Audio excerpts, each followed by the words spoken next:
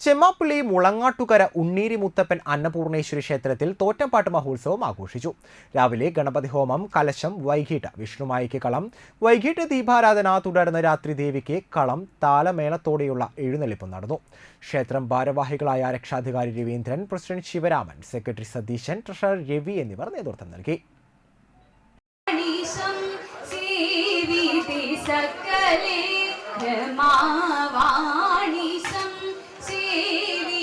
सकले रमावाणीशं सेविते सकले रमावाणीशं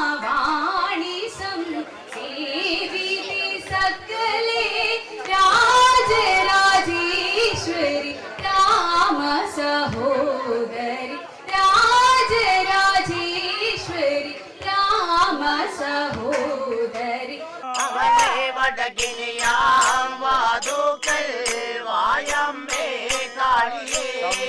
വടക്കിനിയാം വാതുക്കൽ വന്നോട്ട്